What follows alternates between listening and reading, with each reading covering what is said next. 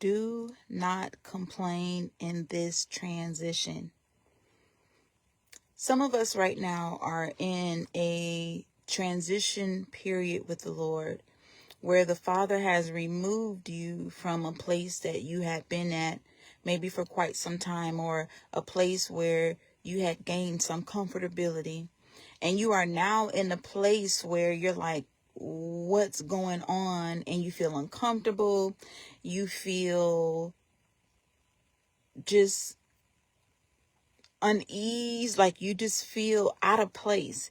And you're like, Lord, where are we going? When is this going to end? What are we doing?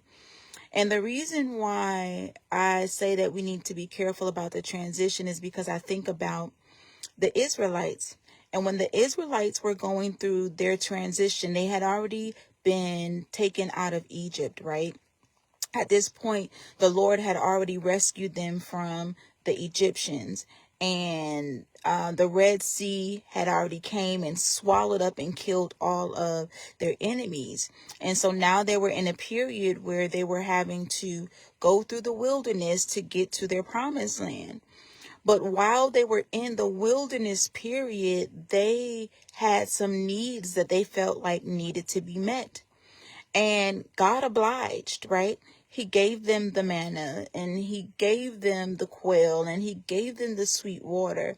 But there were times during that transition where the Israelites complained ridiculously, right? And they complained not because God wasn't providing, but because they felt like he wasn't providing what they needed, right? They were used to a level of comfortability. They were used to a certain type of food. They were used to a certain type of accommodation. But the bigger picture was that they were used to oppression. They were used to a familiarity of a season that God had rescued them out of. And so while they're complaining about things that seemed very trivial, right? They're complaining about food. They're complaining about what they used to eat back in Egypt. That sent a bigger message to God than we realize. And what that sent to God was that they were in contempt towards him, and they were rejecting him. And that's what it says in Exodus. And to be in contempt of someone is to deem a person or a thing as worthless or below consideration. That's what we do when we complain about our transition periods, or we complain about God's provision for us, is that it's bigger than just saying what you don't like. It's bigger than just saying what you don't want. It's bigger than just saying where you don't want to be anymore or what you don't want to do. God takes those complaints after a certain point of time as rejection and a contempt towards him. Because in Exodus, he said, how long will they reject me? How long will they treat me with contempt? Because it wasn't just them complaining and saying, well, we don't have food and we don't have this and that. God had rescued them from oppression. God had rescued them from slavery. God had rescued them. He had heard their cries, and he was taking them to a promised land. He was taking them to a place that was stable, a place that was of prosperity and abundance. But because of their mindset, because of their familiarity with their old accommodations, with the old place that they used to be, they couldn't really see the bigger picture of what God was doing. And so in this time, the Lord is saying to be careful about complaining in this transition. The Lord has moved you yet again. The Lord has put you in a place that it is familiar to you at this point, but you no longer want to be in that place.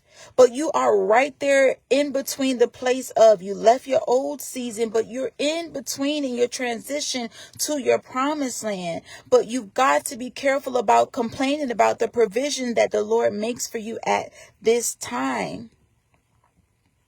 Yes, the Lord knows what you want. The Lord knows what you're used to. The Lord knows that you want to be stable and you want to be comfortable and you want to be in your own home and that you don't want to be waiting to be hand fed. He knows those things. But do not despise how the Lord decides to provide for you at this time. This is a very sensitive time in the spirit. I remember I did a video talking about just being careful and being sensitive to the things that we say, being sensitive to the things that we do, being sensitive in this time, because this is the end of your journey to start a new one. But the Lord is still providing. So do not treat the Lord with contempt, or do not reject how the Lord wants to provide for you because you're tired, because you're weary, because you are heavy burdened, because you are no longer wanting to be in this journey. You no longer want to do the things that the Lord has told you to do. You no longer want to, you don't want to fight anymore. And the Lord understands it. The things that we are going through as his children are not above him. These are not things that the Lord has not also went through himself. Jesus, it says in Hebrews that Jesus suffered, so he knows what we're going through. He knows what we're dealing with. He understands our aches and our pains, and he understands these things because he went through these same temptations himself.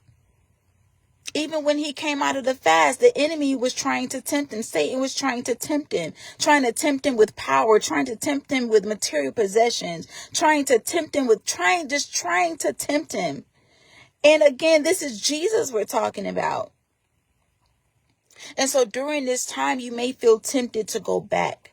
You may feel tempted to complain. You may feel tempted to stop. You may feel tempted to no longer believe in the Lord because you're tired of being in this particular position. You're tired of fighting. You're tired of people looking at you like you're crazy. You're tired of going from pillar to post. You're tired. You're tired of being in the hotel or being in the Airbnb, or you're tired of not having your own and not feeling stable. Because as long as the Lord cares for you, as long as the Lord is providing for you, you are stable. But it would just look different. Much like when he told Elijah to go to the brook. He told Elijah that because there was a famine, he told Elijah that he was going to provide food for him through a raven, meat and bread through a raven that came every day. Every day. And the brook that the Lord told Elijah to go to was going to provide his water. But eventually, that water, that brook dried up, and Elijah had to go somewhere else. He had to go somewhere else. Now, Elijah could have got tired of being where he was, right? Elijah was not in the best of accommodations. He wasn't in no mansion. He wasn't in his own home. He wasn't in this luxury place, but he was in a place of provision where the Lord has said, I will provide while everyone is going through a famine. I will provide meat and bread for you. I will make sure that you are fed. And Elijah had to trust. But when that moment came where that provision in that area dried up, then the Lord sent him on to a widow. And that widow had nothing. That widow only had a little flour, and that widow was going to make some cakes for her and her son, and then they were going to die. Because again, remember that the land was in a famine. But the Lord ended up providing even through the widow, by the widow's obedience to what Elijah said. Elijah said, make me a cake first and get me a drink of water. And the Lord made sure that she was provided for, that her oil never ran out. And oil was a source, a staple that they needed back then. And so I wanted to encourage you today, be careful about the ways that we complain about what God is providing for us. He knows how we feel. For those of us that have been in this journey, we've been through this for a while, right? This is not new. This is not, something that was fresh. And even the Lord, he gave the Israelites some time to complain too. Because when they first started complaining, he provided them manna. But they kept complaining. And it wasn't just that they kept complaining. It was also that they kept getting into idolatry. They kept getting into debauchery. They kept getting into, their heart posture towards the Lord. And during that time, the Lord had done some big things for them. He had done some things for them that they would have never been able to obtain on their own. He had literally freed them from slavery and oppression, from being beaten, from their children being killed. He came in and heard the cries of his children and wiped out their enemies. They didn't just travel from one place to another and then their enemies was left. No, because even when the Lord had delivered them from Egypt, the Egyptians came after them. On their travels, the Egyptians came after them. And every Egyptian that came after them, the Lord killed them. That's how serious the Lord was about making sure that they no longer had to be under the rule and thumb of a king, under a pharaoh, under anybody that was going to cause them to be depressed, to cause them to be oppressed, cause them to be in a state of mind where they were slaves, where they could not own their own things, where they could not be who God wanted them to be. So this journey that we're on, this journey that God has given each and every one of us, is bigger than just being comfortable again. It's bigger than that. The Lord has broken some generational curses off of our lives. The Lord has set us free from these sins that we were repeatedly in that we could not break. The Lord has set us free from cycles. The Lord has detached us from toxic relationships. The Lord has taken people out of our lives that only He heard conversations about, that we had no idea. The Lord has built up our identity in Him. The Lord has given us a place in the kingdom to now go out and make disciples. The Lord has changed our mindsets. The Lord has done so much for us that is so much bigger than being comfortable, than being back where we were. Our old life in Egypt is gone. It is done. We are never to go back there again. But the Lord needs us to be quiet on this transition. The Lord needs us to just praise Him, and He just needs us to trust Him. Again, you all, we all have been in this journey. This is not our first rodeo with the Lord. This is the last stretch to the promised land. But you got to be careful about what comes out of your mouth. You got to be careful about complaining against the Lord, because when you complain against His provision can turn into a plague, just like it did with the Israelites. So the Israelites asked for manna, the Lord gave them manna. But then the Israelites started complaining about quail. They wanted meat and garlic and leeks like they had in Egypt. And so when they started complaining about the quail, the Lord gave it to them. But before He gave it to them, the Lord wanted to kill them. It was Moses that said, no, don't do that, because these are the very people that you said that you was going to take them out of Egypt and take them into their promised land. How can you kill these people before they even reach their promised land? Don't do that. Think about your name and your oath and what you said. We need the people that saw these people being freed from Egypt. We need these people to see them go over to the promised land, that they made it, that their God did what He said He was going to do.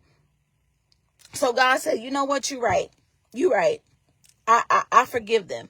Right? He said He forgive them. And I'll provide the quail.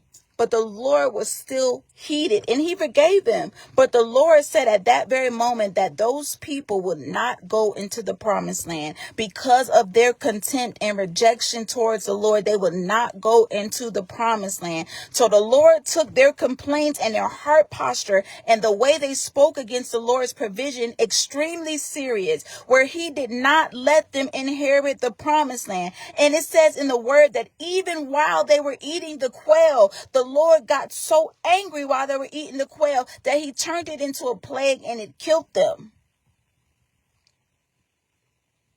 It killed them. So I wanted to really just try to convey this to you as much as possible. Be careful about complaining against the Lord in your transition, because again, you all, the Lord understands how you feel. He understands. He knows the aches. He knows the pains. He knows what you want. He knows what you're waiting for. He knows what you keep asking for. He knows what we're praying about. He knows these things. It never leaves Him. He knows. He knows, but He's saying that I am providing for you on the way to the milk and honey. Take my provision. And sometimes, you all, we really got to watch what we say, because the Lord is providing for us in ways that we can't provide for ourselves right now. Because if we could provide for ourselves right now, then we wouldn't even be in this situation. There is a reason for it all. The Lord knows more than we do. That's why it says that his ways is not our ways, and his thoughts are higher than our thoughts. You've got to submit and surrender what you thought it would be, the way you thought you would get there. The same way with the Israelites. When the Israelites were going through the wilderness, the Israelites started complaining against the Lord and complaining against the Lord to Moses, saying, did you just bring us here to die? You might as well have left us in Egypt. You might as well have let our children, die and be, where we were. We were better off in oppression. We were better off as slaves. We were better off being beaten. We were better off being killed than we are in the arms of the Lord. And that is what we're telling God. We're saying that we were better off in our sin. We were better off in our faults. We were better off doing whatever we wanted to do with our lives than where we are now with the Lord, because it appears on the outside that we have gotten ourselves into sin. And that's why some of us are having to go through transition, or we don't have cars, or we don't have jobs, or we don't have the finances, or we can't go and do some things that everybody else does. And people are looking at us like, y'all are crazy. This doesn't make any sense. And we're like, well, the Lord is leading us here, and that's all we know. And you've been doing it for quite some time. But where you are now is better than where you used to be. It's better than that job. It's better than that relationship. It's better than having all the things that made you comfortable. Because the Lord has done something bigger in each and every one of us that people on the outside can't see, because the work that God did with us is in the inside. It is in our hearts. It is in our minds. He has transformed us. He has renewed us. And yes, we are not perfect. Even the ones that God is changing and transforming, we are not perfect, but we are striving to be everything that God has designed us to be. But people can't see that from the outside. People can only see what we don't have. People can only see what was taken away. So it looks crazy. It looks like the complete opposite. It looks like a Job situation, where Job's friends came and said, no, you must have sinned, because ain't no way that God would have you lose your children, lose your finances, lose your cattle, lose your everything, your wife, telling you to curse God and die, your health. Ain't no way that a righteous person that's doing the things that they should be doing for God would lose everything and be in the situation that you're in, while his friends still had their homes, still had their wives and their children and their occupations and things. So they not secretly, but they judged Job. When actually it was the complete opposite, that God invited Satan to come in and take those things away from Job, because Job was the most righteous man in the land. But people looked at it completely different. And that is why people are looking at you completely different. People are looking at, because these things have been taken away from you, you've done something wrong, or you're doing something wrong. But it's the complete opposite. Actually, you are in alignment with where God wants you at this time. You've got to stay in alignment, because it is so crucial that in this time that you don't allow the enemy to get you to focus on your circumstances and speak against the Lord. Because again, it was bigger than them just speaking. In Exodus, the Lord said, how long will they act in contempt towards me? How long would they reject me? And again, contempt is looking at a person, as worthless or less than with consideration. So that's how we look at the Lord when we speak against what he is providing for us, because it's not what we want at the time. But you can't provide for yourself. because the Lord has orchestrated our lives in such a way where he is completely our provider. He is completely our restorer. He is completely. And even if you wanted to, you could not. And people don't understand that. People are thinking that you're just out here just living a life of Riley. You out here wilding when you really are following God. But you cannot explain that to people. You cannot tell them why you're not in the comforts that you used to be in. You cannot explain to them exactly why you had to leave your job and God has not allowed you to get another one. You cannot explain to them why your work in ministry is real work, even though it's not bringing finances in that's taking care of you the way that people think. You cannot explain that to them, because God has only revealed it to you. So you got to trust in the word of God at this time. You've got to stand on his word, even when it sounds crazy, but make sure that it is the Lord.